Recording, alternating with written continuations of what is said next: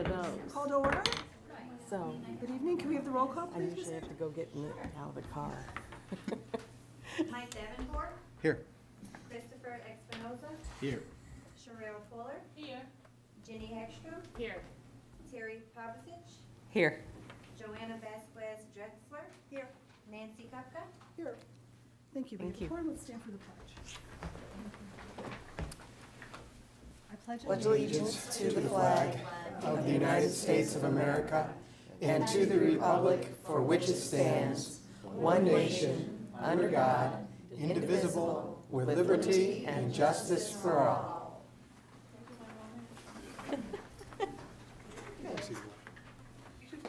We'll move on to the first approval of minutes. We need a motion to approve the minutes of the June 20th, 2022 business meeting.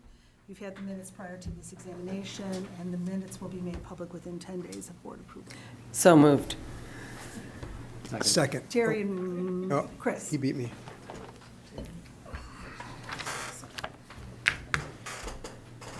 Terry Pavicic, Aye. Christopher Espinoza, Aye. Mike Davenport, Aye. Jenny Hegstrom, Aye. Cheryl Fuller. Aye. Joanna Vasquez Drexler. Aye. And Nancy Kupka, aye. Minutes are approved. Thank you. We'll move on to the first reception of visitors. Do we have anything for the first? Yes, we do. Okay. The meeting agenda includes 2 opportunities for comments from the audience. This first reception of visitors is intended for audience members to address the board about any agenda item on which the board will vote. The second reception of visitors is intended for audience members to address the board on any topic pertaining to Community High School District 99. Comments are limited to 3 minutes to provide all visitors an equal opportunity to address the board. Individuals needing more time should submit their thoughts in writing to the board secretary.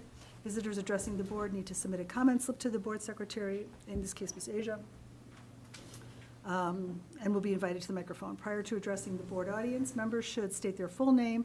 These proceedings are being tape recorded for the purpose of producing accurate meeting minutes, and it is being streamed. I reserve the right to modify these protocols if circumstances warrant. Audience observation of these protocols is appreciated. All right, we have 3 speakers that have indicated that they wish to speak about a consent item or action item. The consent and action items are up on the board, so please limit your comments to those items when you address the board. Our first speaker is Eileen Briner.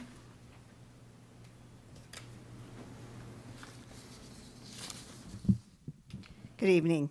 Can you hear me? Yep. Okay. Last month was the first reading of changes to the promotion policy. Since the reading was not oral, I'm going to read it here for all to hear. While listening to this, ask yourself why. Why is this being stricken from the record?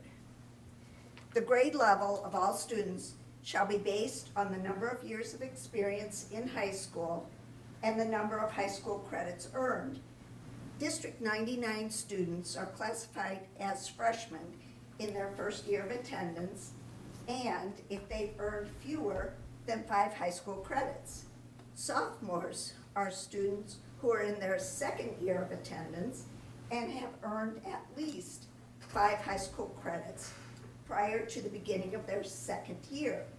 Juniors are students who are in their third year of attendance and have earned at least 10 high school credits prior to the beginning of their third year. Seniors are students who are in their fourth year of attendance and have earned at least 15 high school credits prior to the start of their fourth year. Since there's nothing to replace this language, what will the criteria for grade level be? This is an academic establishment. So why wouldn't academics be used to establish levels of accomplishment? I find this nonsensical.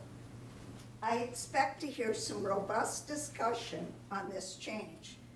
I expect to hear something more than this is the recommendation of the Illinois Association of School Boards.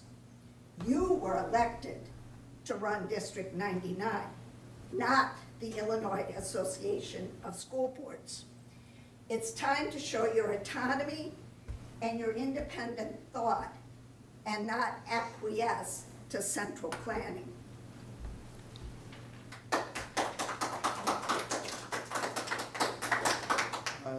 The next speaker is Laura Hoyce.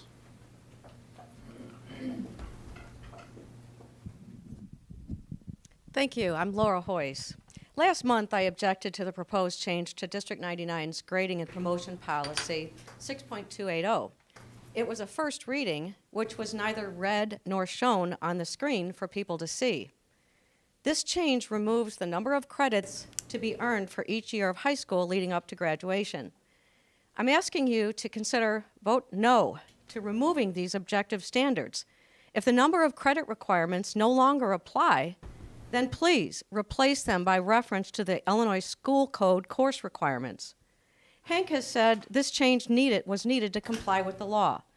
The Every Student Succeeds Act, also known as ESSA, replaced the No Child Left Behind Act in 2015. Since then, the ISBE has embedded ESSA into its policies.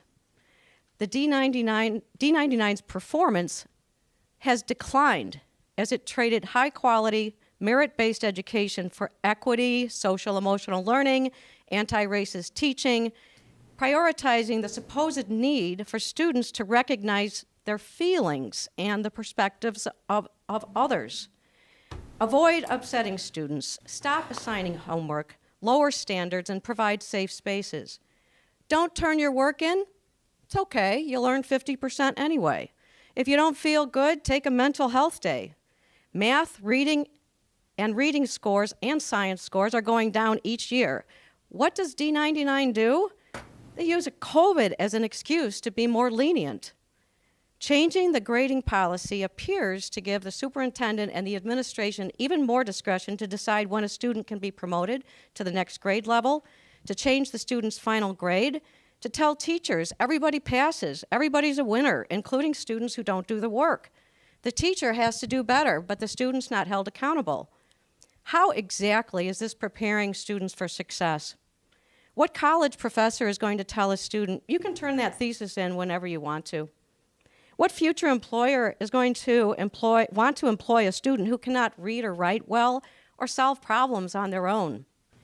What future employer is going to want to pay a student who's now an employee for a job that's not well done or not done at all? Expecting less of students by allowing them an easy way out of earning grades hurts everyone. It hurts the student, the parents, future employers, and society. It is degrading, not uplifting. Most of all, it hurts the lower performing students who are being told by District 99 that they can't meet higher standards in education, or that they don't have to. I urge you to vote no.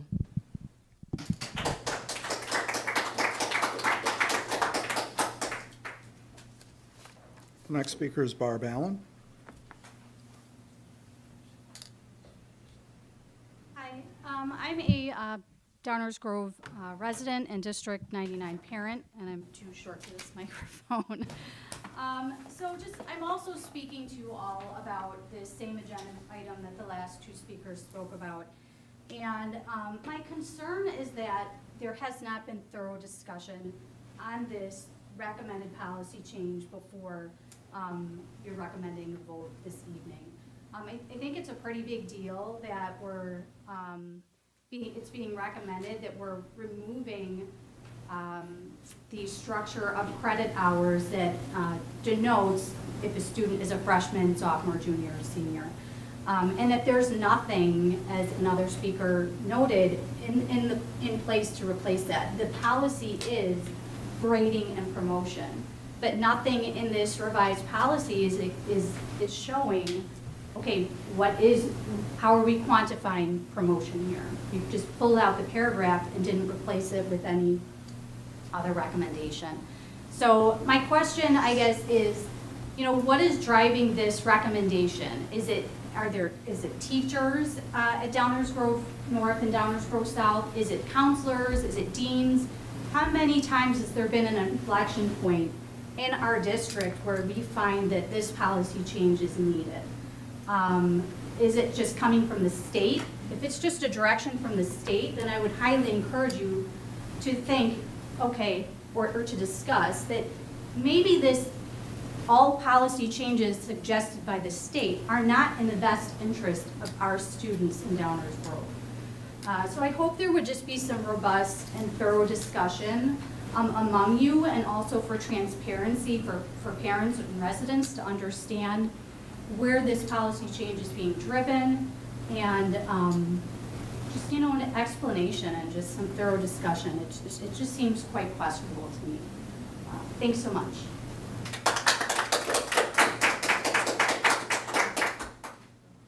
That was the final speaker for action items.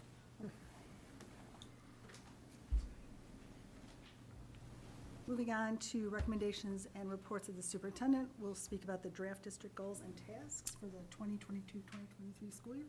Much like a policy revision review, this is how we do goals and objectives with the board each year. This year, as the board knows, we have a new strategic plan. So the structure of that document, which is available in the board docs and is a public record, can be reviewed by the board this month. Please provide me any feedback or changes that you'd like for us to consider as an administrative team.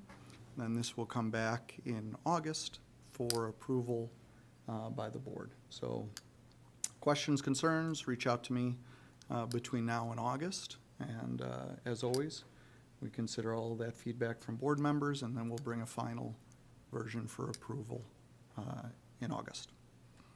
Are there any questions at this point? Yes, Mike. So in looking at the equitable and supportive environment, under build community, foster belongings and values, the sentence that reads build structures within the building that allows for students and parents to offer their perspectives and important topics. I think maybe changing instead of saying build structures, maybe put in place systems or something like that. I just think Sounds like the language on it might be, to someone who is just looking at it for the first time, they may misinterpret what our intent is there. Although I understand perfectly what we're talking about, even though I'm an architect and I think building, I thought you would like build structures.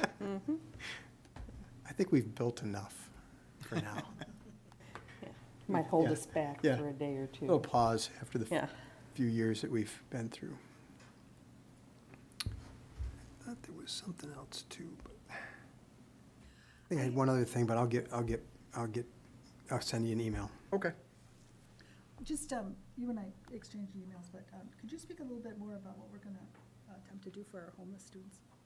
Yeah, so one of the goals in here is providing more information for our homeless students. Last year, one of our goals was increasing the amount of information publicly available for students with 504s. So our CSSS department worked to build out information on the website, additional information that could go out to families.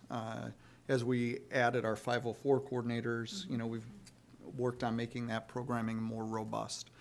Next year, and continuing to expand our services and information, it'd be the same thing for students that are homeless, that we'd have a website with additional information, point to resources. There's a lot of county resources for students that are homeless to make sure that they're aware of that.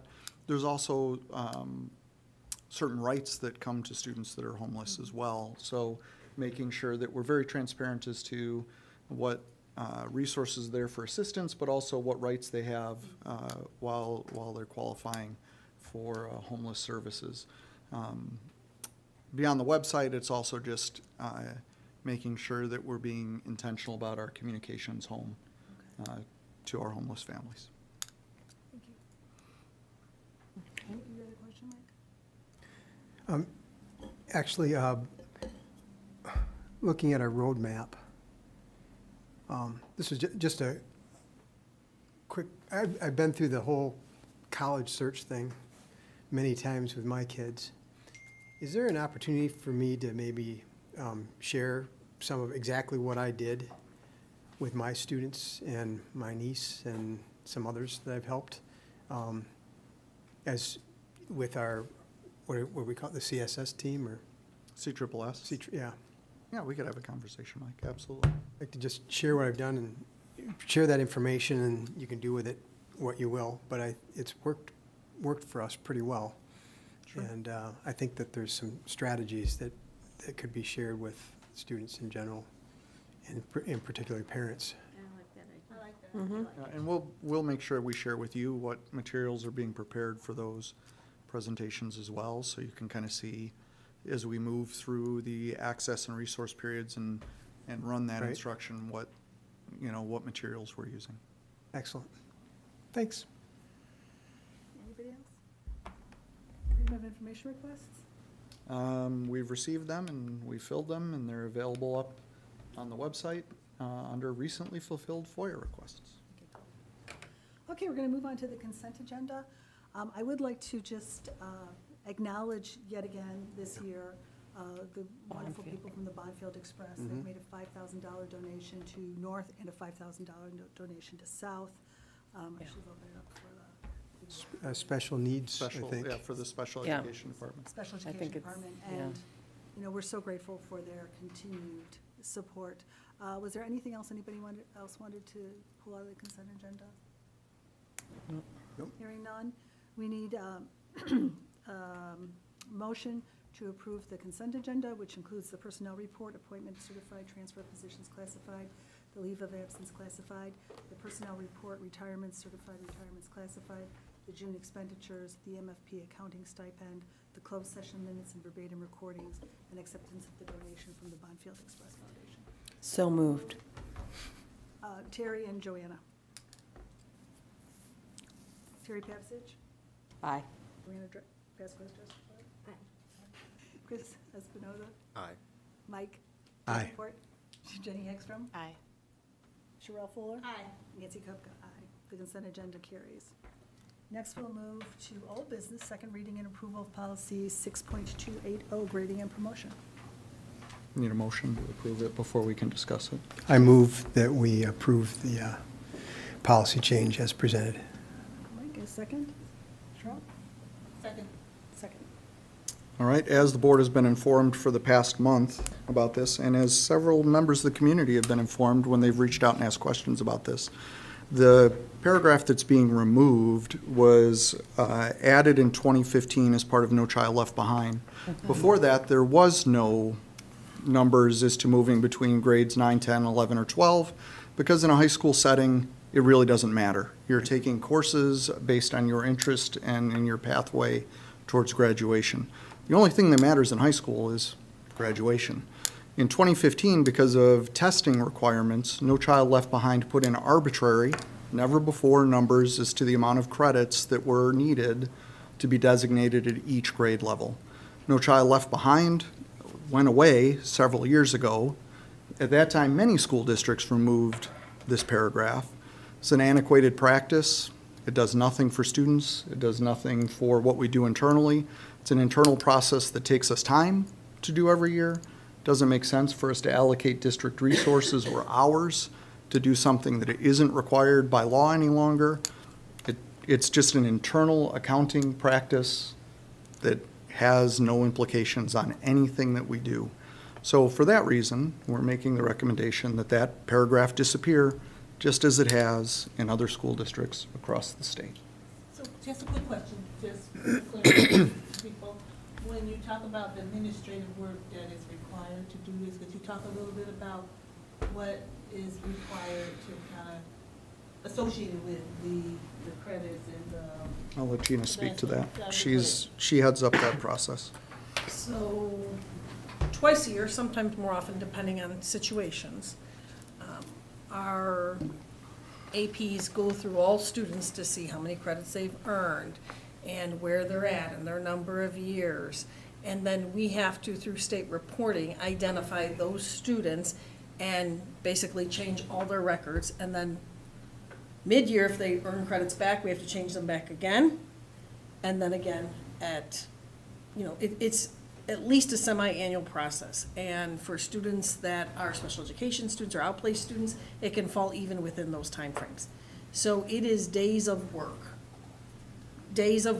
for individuals within the district figuring out who needs to be reclassified, are they earning any credits through credit recovery that could change that before we have to exit students in July. There's a whole process. So it is a lot of work for our staff. And this doesn't change the fact that students will still have to have a certain amount of credits. Correct. hours Doesn't in change order it. To graduate. Correct. So Doesn't regardless- change, the graduation requirements are a whole different policy. It's not this policy at all. Nor does it have any impact on classroom grades or expectations there. This is a paragraph of text that was added under No Child Left Behind in 2015. No Child Left Behind is not the law of the land anymore. These numbers were arbitrarily decided as part of No Child Left Behind. They have absolutely no impact on anything that we do Yeah. regarding student progress. It was just to kick in at what point students would take federally mandated tests. That was the whole point of the mechanism. We don't have those requirements any longer.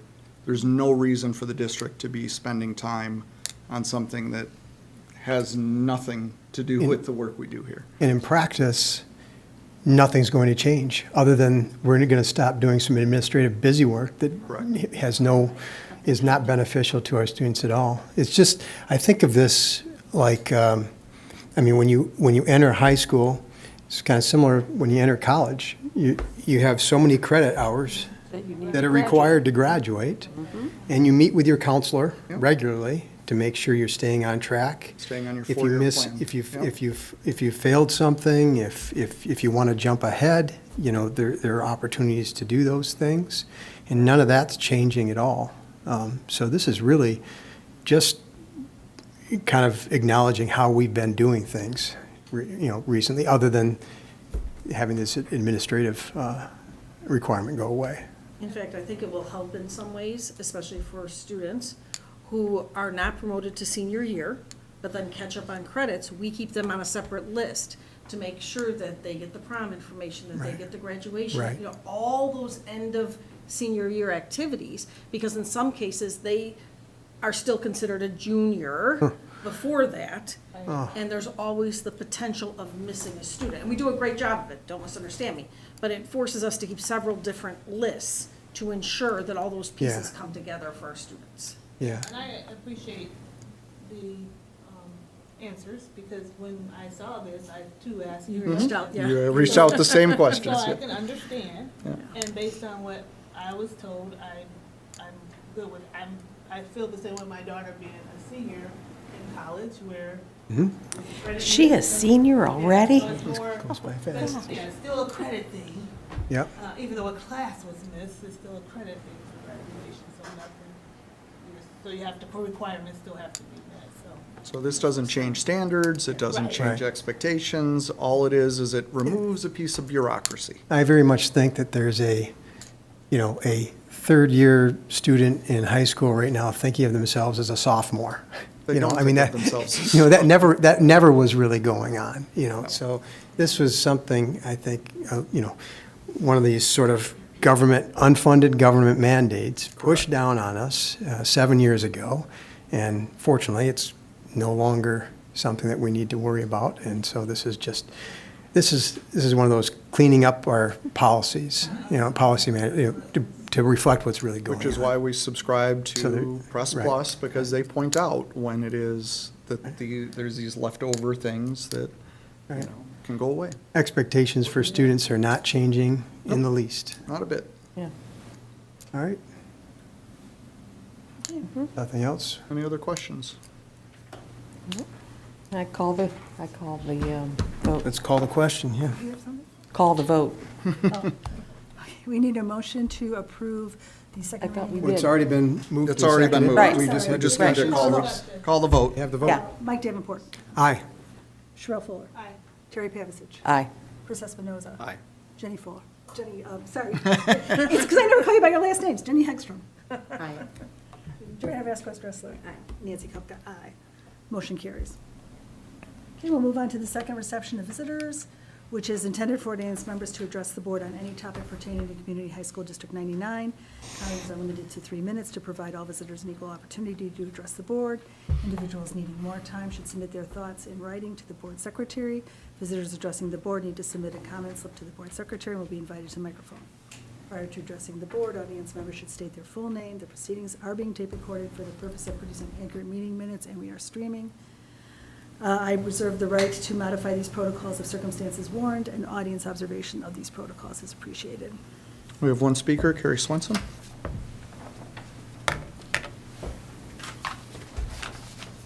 Good evening, Board. Thank you for listening to me. The reason I'm standing up here right now is I'm going to first start by saying I don't have anything prepared either. But Hank, you said the reason for high school is to take classes that they're interested in and to graduate. I see it as a lot more than that. I look at these kids across all races, across all socioeconomic things, and it's more than just taking what they're interested in and then to graduate. There's a lot of skills that are learned in those 4 years that are academic, that are preparing them to be leaders and global students in their adult life. So I think it's more than just what interests you in graduation. So I would agree with you on that. We're taking part of a conversation, but Yeah. yes, I agree with you. Okay, so along those lines, when I look at the goals and tasks for 22 to 23, I did read it, some good stuff in there. I'm really concerned about the lack of anything academic, though.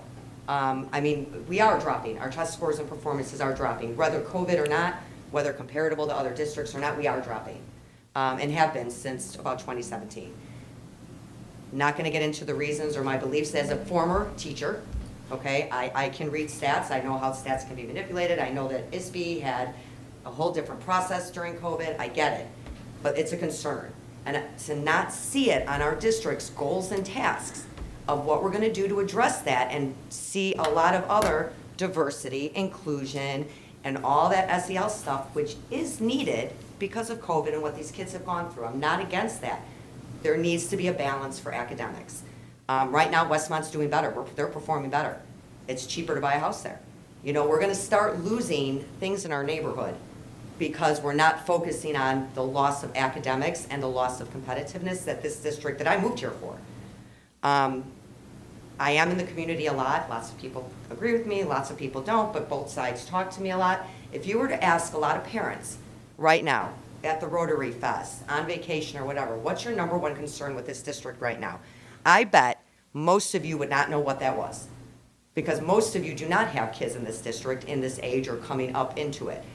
It is academic performance. It's not inclusion. People feel safe, they feel heard, they feel that the Downers Grove 99 is a safe place. There's work to be done, absolutely. Your district has made that a priority, and I think that that's great. Academic performance right now is the number one. People are concerned about the loss of time with block scheduling. They're concerned about being able to retake tests. They're concerned about losing finals. They're concerned about, well, they were concerned about this, but you answered those questions. They're concerned about, you know, homework grades. A lot of places aren't doing homework grades. You guys need to maybe reach out to that community a little bit more, because the number one concern of every single person I talked to, no matter which side of the spectrum you're on, was academic performance. And I don't see any of that in your goals and tasks, and I would urge the board to maybe add that to your discussions of how we can start bringing those things up. Thank you.